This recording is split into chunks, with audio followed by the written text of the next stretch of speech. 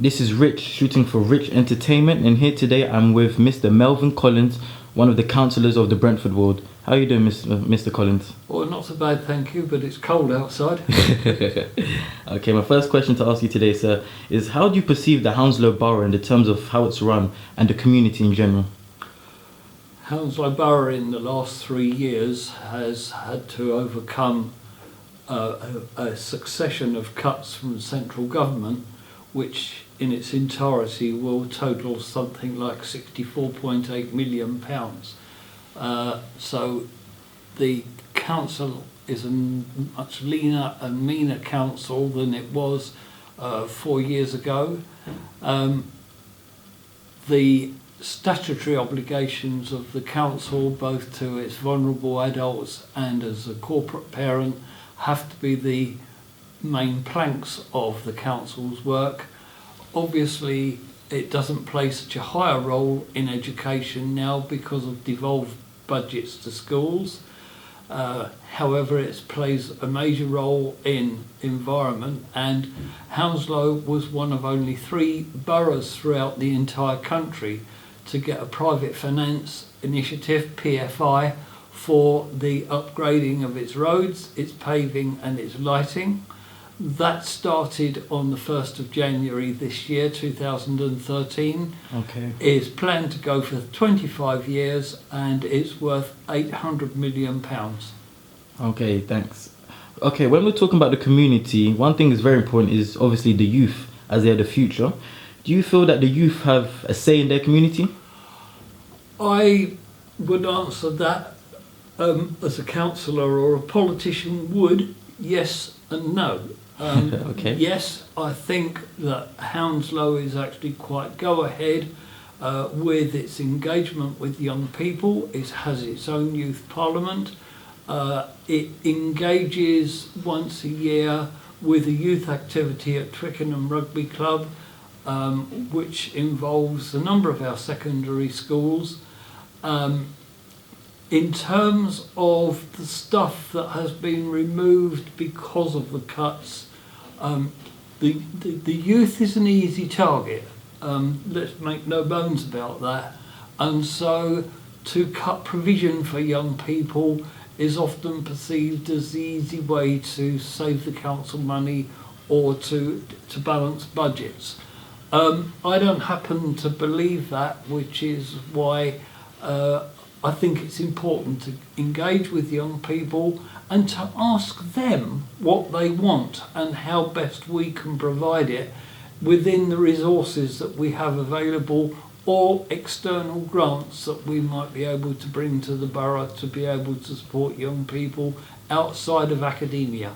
Okay, indeed. Yeah, that sounds very good. So what opportunities do the youth have, both in the academic and recreational sense?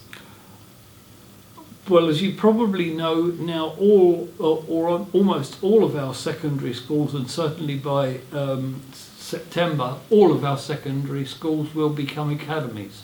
So that's a totally different animal than it was even 2 years ago, where it was quite dependent upon the local authority. As academies, they are in charge of their own budgets, and the local authority has it has some input, obviously, because of standards and for its support to vulnerable young people, particularly those with physical and learning disabilities and those who are mentally ill, with its mental health team, known as CAMS. So in terms of academia, I would say that our young people should be justly proud of themselves, because I think we're upsides a lot of other local authorities across the country in terms of our academic achievement.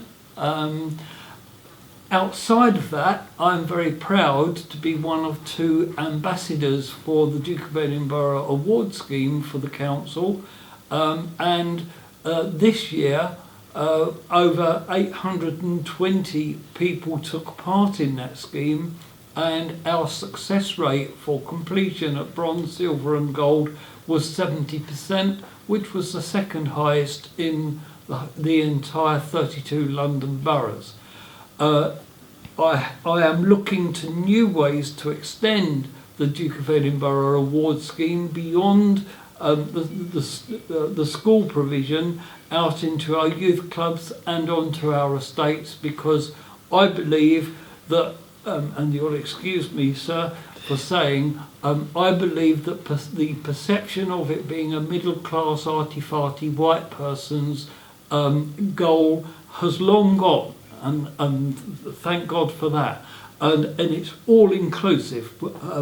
However small the achievement of a person, whether they have physical disabilities, whether they have learning disabilities, and from whatever cultural background, the DofE is a great leveller, and so it should be. And in my opinion, it should be promoted.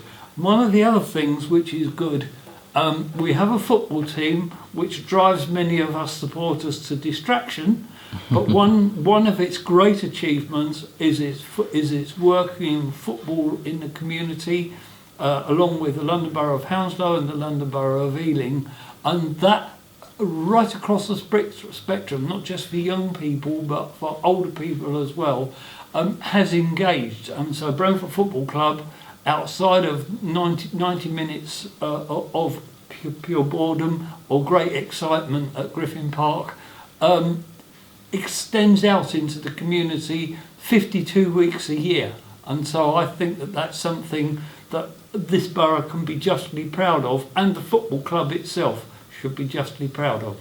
Definitely, I agree with that. Okay, finally, sir, in your eyes, what improvements can be made in the community, if any? I think it's incumbent upon the remainder of this administration, which has one more year to run as a council, and any incoming council, is to prune its budgets accordingly, taking into account the very first statement that I made, is that any local authority, its first duty is to ensure that its statutory obligations are fully met, or as best as fully met as can be possible. However, there are an awful lot of external grants, and I think it's up to people like myself, with my ambassadorial role of the Duke of Edinburgh Award Scheme. I also happen to represent a council on the London Road Safety Council, and you might wonder what the hell that's got to do with young people. Actually, it's got an awful lot to do with young people, because that brings to the table opportunities for people to be able to get proper training in cycling, proper training in how to ride a motorbike, proper training on road use and all of that kind of thing, which could open all kinds of avenues in terms of sporting activity. Get the basics right, and the other opportunities come. The world is your oyster. But if you get your road safety right, if you get your training right, then cycling is a great opportunity for people to get involved, but to be safe. And so, in my opinion, in answer to your question, to be brief, in answer to your question, it is incumbent upon us all to look to the external opportunities to bring that wealth into the borough and to exploit that wealth for young people as well as all strands of the community. But I have a motto, is the children of today are the adults of tomorrow. And if we don't look after the children of today, then we'll have a weak tomorrow. Exactly. I believe in that totally. Well, you heard it here first from Melvin Collins.